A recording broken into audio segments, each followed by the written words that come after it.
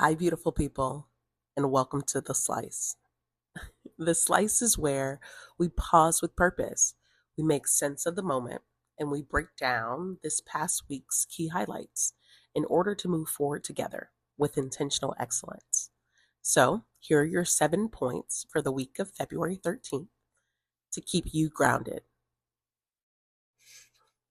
Okay, first up, Bad Bunny. This man, he had Elmo wrote a message to him. Please look at it. But in all seriousness, the performance was phenomenal, in my opinion. It was a cultural representation, world's largest stage. So many people watched it, including the president. Although, they said they were going to boycott it, but that's what was on their screens. They couldn't help but watch.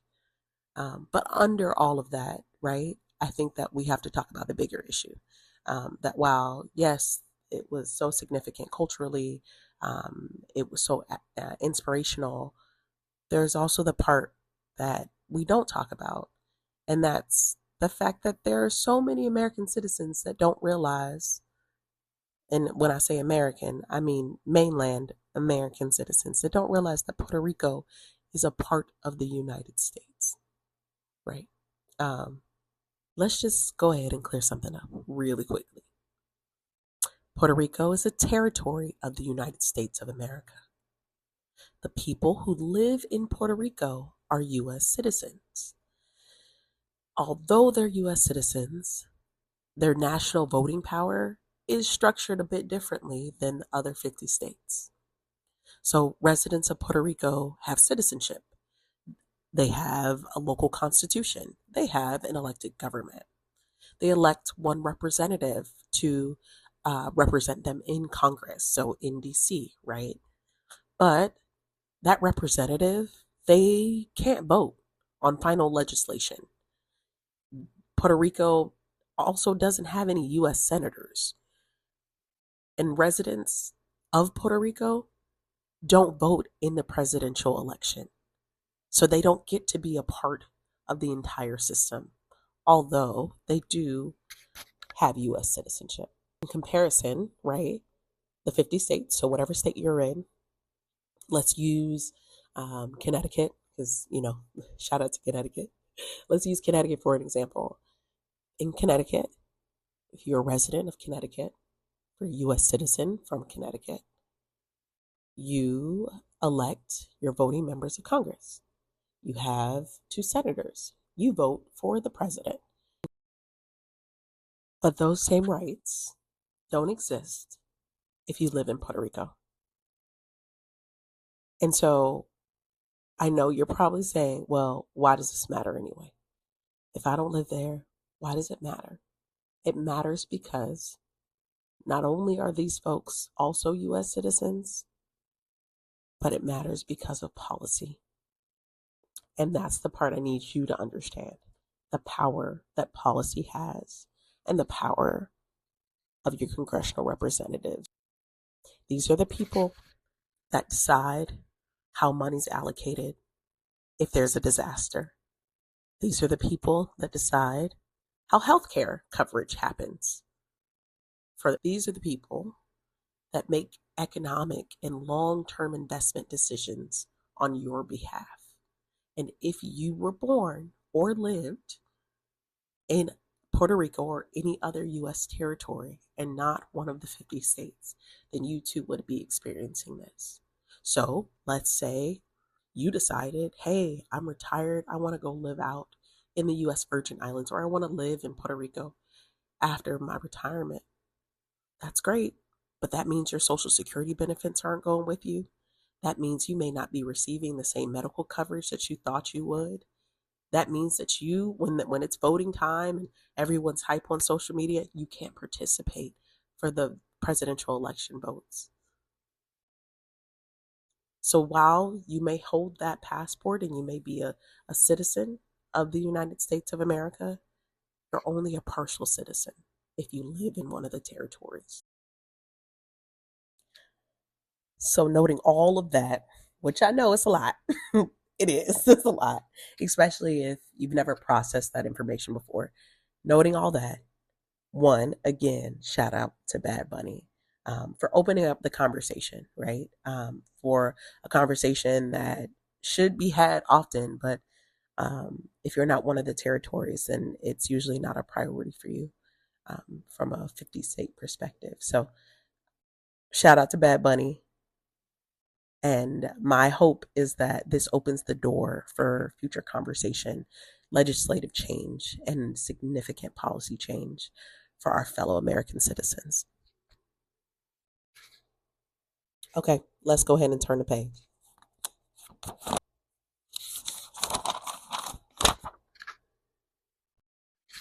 And before we move on to the second point, I'm going to go ahead and tell you all, if you haven't already, like, comment, and subscribe. Thank you for your support. And let's get right back to it. Happy Black History Month.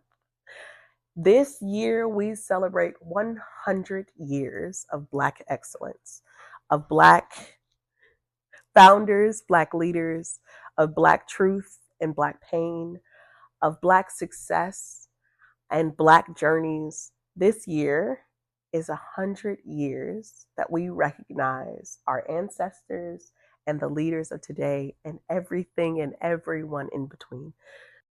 So, yes, it's Happy Black History Month, but also I have to acknowledge the elephant in the room. Our political climate right now is darn near suffocating. It's beyond complex. And shout out to all of the Black folks that are around, still pushing and doing work in their respective spaces, still thriving and surviving where they can. And so while we, of course, celebrate Black leadership and Black excellence across business, culture, science, the arts, the global influence that exists, I have to also acknowledge that there are real-time debates about race in multiple sectors, how it's taught in the classroom. You can't use the word DEI. How the Supreme Court now says it's okay to discriminate based on what someone looks like, as long as it's law enforcement doing it. The president tweeted former President and First Lady Barack Obama as monkeys. This is where we are. And so, yes, that juxtaposition matters. And we have to also acknowledge that too. There is no space where someone who is a person of color living in the United States of America has the ability to parse their lips and say, oh, politics, I don't get into that. Politics, it doesn't matter for me. It matters because history shapes identity. Identity shapes policy, and policy shapes our lived experience. And so here we are, 100 years later, and we're still having some of the same conversations.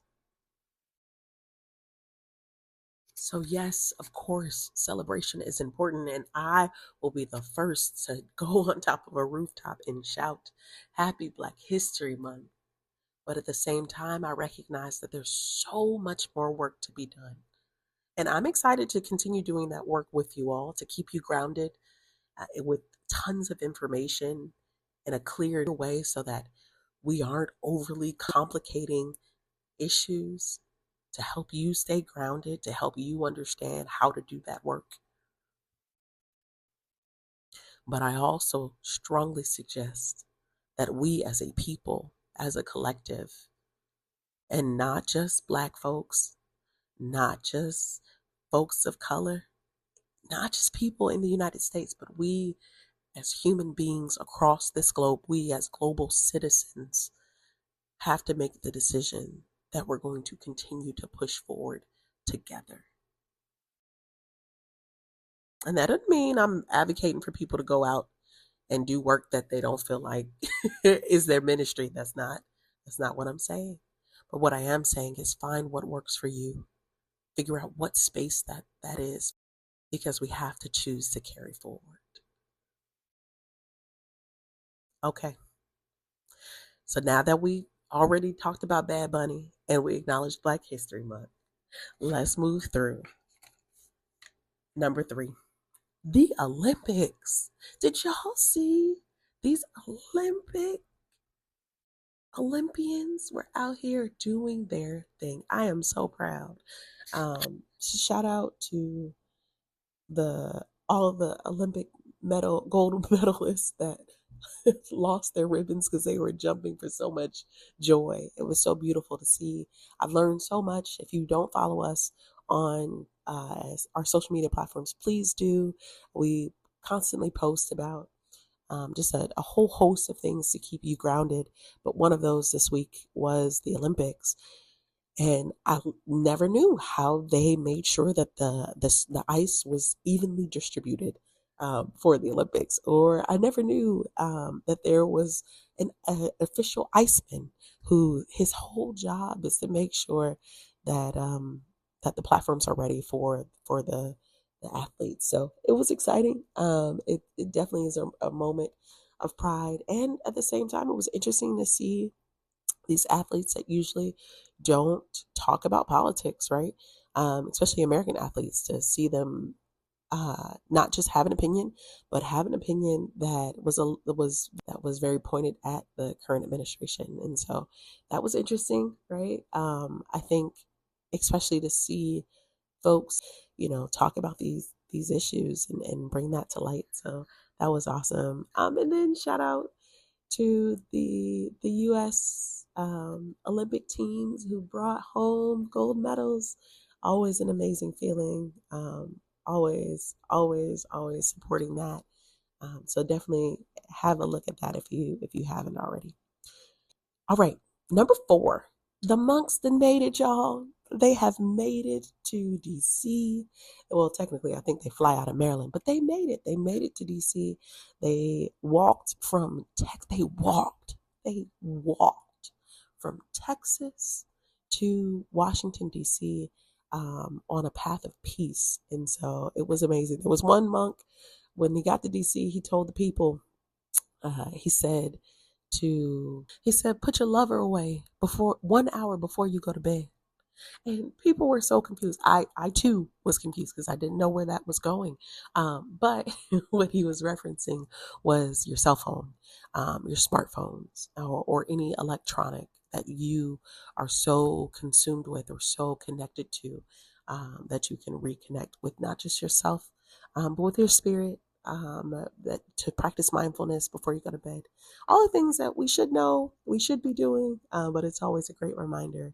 And so it was beautiful to see how many people made their way out to DC. It was also great to see how many people just learned a lot about the Buddhist religion and made a choice to learn something that could be applicable to their lives without feeling like they were cheating on their own religion. So that was great. It was great. It's a great sense of community. It was beautiful to see. And shout out to the monks. I do want to know, and I have to look this up. I haven't seen anything so far, but I'm curious to know if the monks met with any U.S. government representatives when they reached D.C. I know that they met with respective mayors, but I don't know if they met at the federal level once they reach DC. So I'll have to look to see. Okay, y'all, bear with me. Number 5. So we're gonna clump together 3 significant political conversations that have been happening over the week. And the reason why it's only listed as number 5 is because I'm not going to steal your joy, right? There are other things that we can be talking about, but I'd be remiss if I didn't mention these 3 points under number 5. And they all are relevant to the current administration. So, first off, let's talk about the Epstein files and Lady Maxwell and her role. So if you follow us on our social media platforms, then you would have seen a small highlight where we ask people to think about her process to citizenship. So, Maxwell, key associate of Epstein, she's a U.S. citizen, yes. She's also a French and UK citizen. But what's significant is the timing and her window that she became a U.S. citizen. So the crimes that she's being prosecuted for are between 1994 and 2004. And during that same time period is when she became a U.S. citizen, where she naturalized as a U.S. citizen.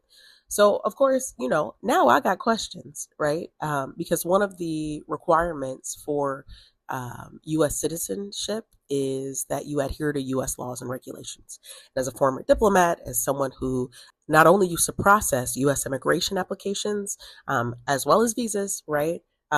But someone that understands and has read the INA, has read our laws around this. There's usually a background check that happens, even though I get it, right? Early 2000s, the technology isn't where it is today. But you can't convince me that she had this significant of influence around her and that she was buddy buddy with Epstein and nobody was like, oh, well, maybe we should hold on that application. Maybe, because you also can't convince me that at that time period, people weren't at least suspicious of his activities, even if you couldn't prove it yet, that there wasn't some form of doubt.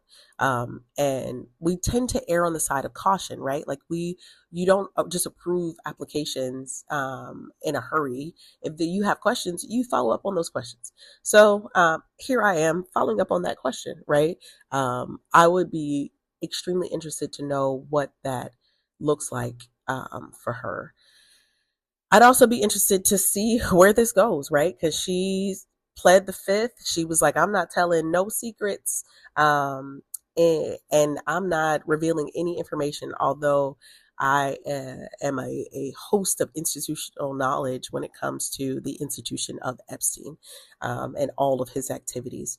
So it's interesting, right? Like to see her continue to say in front of Congress that she's not going to reveal any information. It's also interesting to just watch where this goes, right? Because no matter how much the current administration tries to distract the people are not going to let this one go, right? I think as a nation, we're way too invested.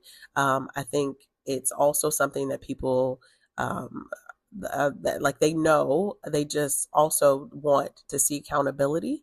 So it'll be interesting to see where this goes. I pray that the survivors find peace in their own respective spaces, even if they never find it from the accountability of our government. So that's one, right? So Lady Maxwell was a significant conversation this week. The second conversation this week was our guy, Wes Moore. Wes Moore is the governor for the state of Maryland. If you don't know who he is, please look him up. He has a phenomenal book. Please look him up. But he's also, I am a fan of his political finesse, if you will, right? Wes Moore is a great example of what it looks like to play the political chess game well. So yeah, anyway, this week Wes Moore's been a significant topic of conversation because 45 decided not to invite Wes Moore, as well as one other governor from Colorado, to this annual governors meeting that's held at the White House. And so I truly believe that this administration's key philosophy is, if we used to do it for tradition and we've always done it that way, then we're scratching it. Forget it. We're never going to do it again. And while I understand that, right, because I am always the first person to say, is this nostalgia or does this have meaning, right? But I really feel like this administration, from the Rose Garden to the Kennedy Center, their philosophy is, we're not doing it the same way, even if it does have value. So he didn't invite these two governors to the governor's meeting, and it has caused an uproar, as it should, right? And the White House has cited that last year Governor Wes Moore didn't attend this meeting, and so therefore, like, why would he? 45 himself said that Wes Moore and Colorado Governor Jared Polis were not worthy, was his statement of an invitation. And so I think at its core, right, this highlights kind of where we are right now, right? Like, either people are going to just continue to adhere and play this game, or they're going to pause and say, you know what, if you're trying to play the game differently, then me too. And so that's what we saw from the other governors. So the governors as a collective have this organization called the National Governors Association.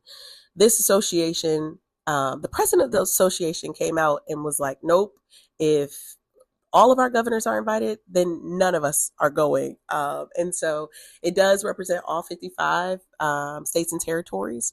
And so it will be interesting to see if there are governors that do decide, you know what, we're going to go ahead and go. I know this is always a contentious point, because not going to the White House and not being overly cautious of the feelings of 45 tends to lead to your state not having federal funding, or you having issues in the future. So yeah, we will see. So that's two, right? And then the big one, and this is one that if you are not already registered to vote, I need you to make that your first priority. So I need you to say it with me. Say the SAVE Act. Okay, say it one more time. The SAVE Act. SAVE, SAVE. The SAVE Act passed the House this week, and so that means it's off to the Senate.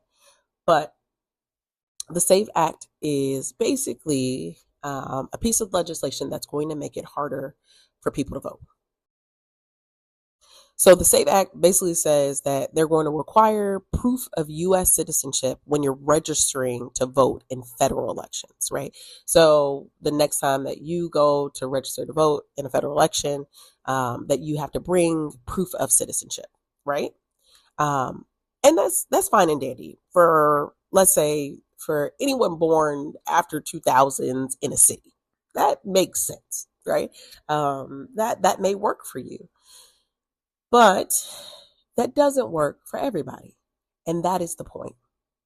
That there are so many marginalized groups that won't work for. Nor do we have a system in place already to make that happen.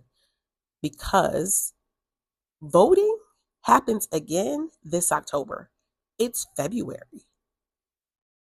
It also matters because research has shown that lower income Americans are less likely to hold government issued documents like a passport, right? Our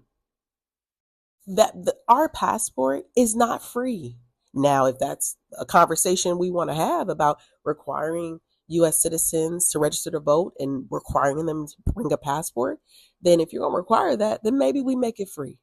Maybe we make that document free, but we would never do that because it brings in revenue to the State Department, which already is less than 1% of our overall federal budget, right? It also, this piece of legislation would impact Black households completely.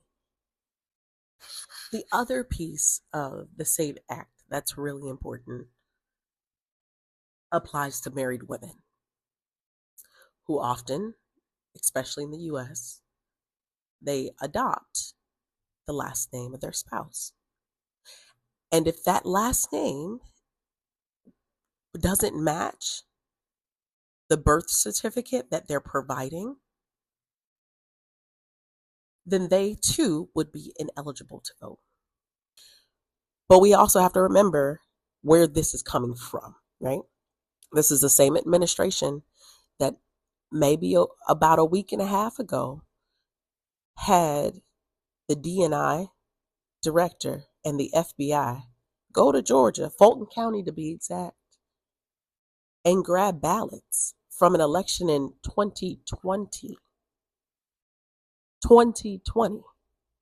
This is the same election that there are still some in this current administration that echo these disinformation talking points that says that 45 won the election in 2020 and not Joe Biden. So when we look at this act, right, like when we look at this piece of legislation, while I understand the overarching goal, we have to pause to remember where it's coming from and how they're implementing it. So now what do we do with this information? You advocate. You have the power as a taxpayer, as an American citizen, you have the power to contact your congressional representatives at the local, state, and federal levels. And if you don't know who they are, then please, I urge you to click the link below and find out. When you're contacting them, if you need help, listen, message me. If you need help, message me. There are so many resources to use. First, Google it, right? What do I say to my congressional representative? How do I write an email to them? Most of your congressional representatives also have a commentary or an inquiry box or chat box on their websites as well. But advocate, talk about how this would impact you. Because unless they're hearing from you, then they think it's all fine and dandy.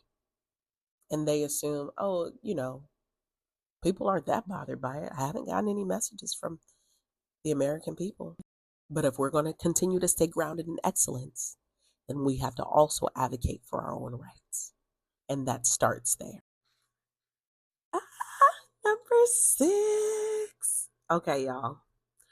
Number 6 is absolutely exciting for me. Here at Watermelon Strategies, we focus on a lot. We focus on just a range of issues, right? From leadership advisory, policy and global affairs, executive communications, business development. But for this moment, for number 6, we are going to focus on branding and culture, and that is through fashion. So if you didn't know already, then this past week was New York Fashion Week. And when I tell you, these people have showed out. The outfits I saw, the inspiration that was taken from them, the cultural representations to the flashbacks that they did. There was 80s influence and 60s influence, and it was just amazing. Like the outfits were amazing. But specifically, in my opinion, the person that kicked off New York Fashion Week this year was Coco Jones.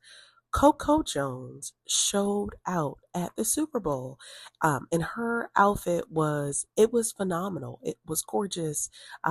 It was feminine. It was playful. It was whimsical. It represented so much, and specifically it represented culture.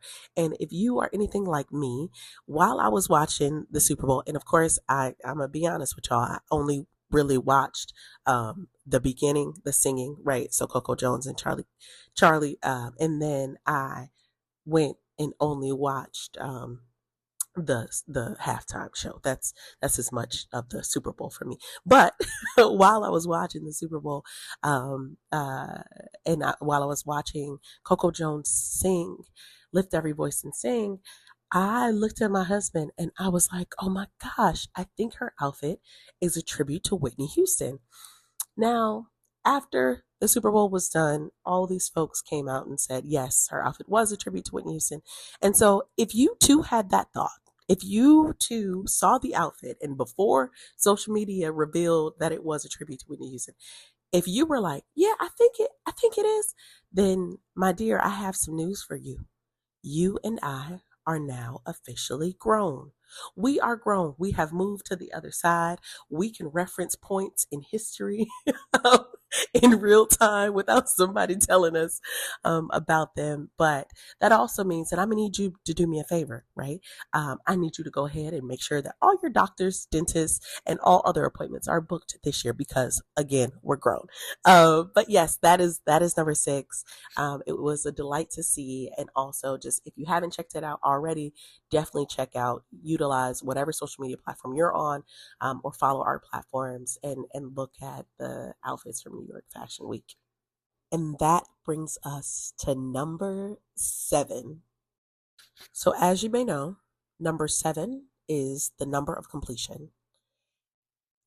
And it wouldn't be complete without us adding watermelon strategies as our final point to keep you grounded in strategic excellence for the week ahead.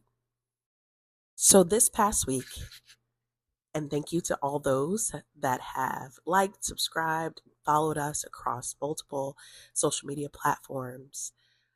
This past week, we kept you grounded in strategic excellence in a few ways. First, through our melon brief. We highlighted the melon brief from January that talked about the mantle paradox. And basically, it's the idea that Generation X and millennials are the leaders of today, that we were past the mantle, and it talks through steps and on how to be a better leader now that we know this, that we may not have had an official welcome ceremony or congratulations ceremony about being the leaders of today. But in order to pass the mantle down correctly, so we're preparing the next generation of leaders, there are a few key leadership tenets that we really need to focus on. Specifically transformational leadership and legacy leadership.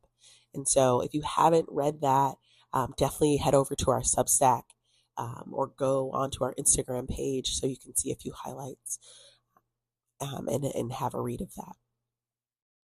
The other way we kept you grounded, and this is one that's always exciting for us, is highlighting key news of today, right? So much happens in our world.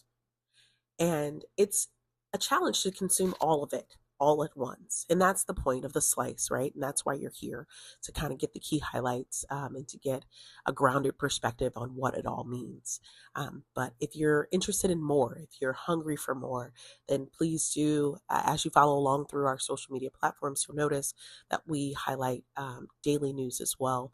And we share just thought-provoking opinions for you to really stay grounded in excellence.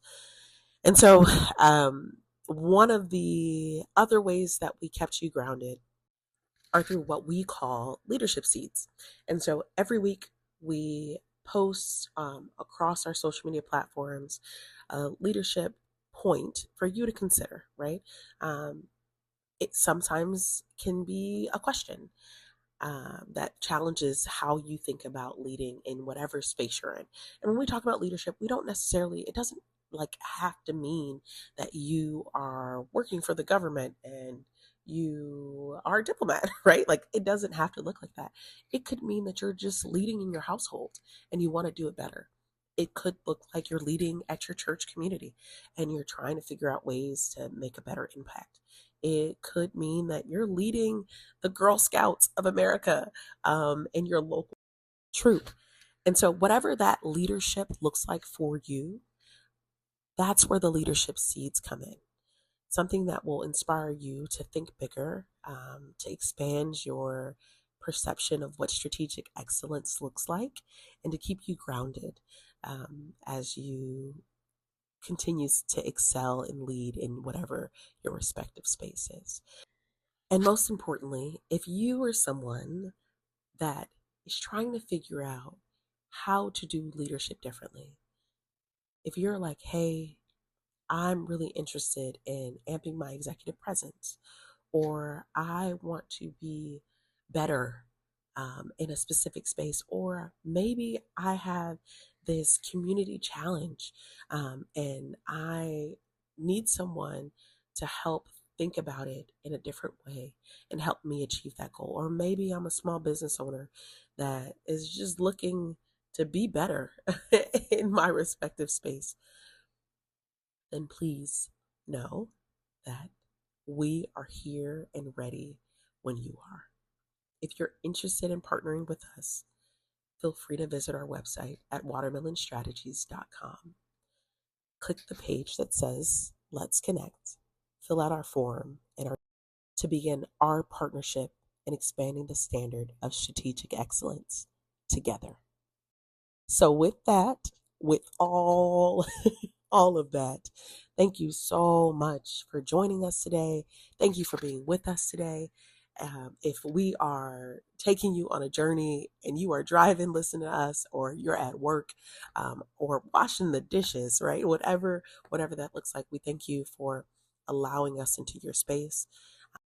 We hope these 7 points will keep you grounded in your week ahead.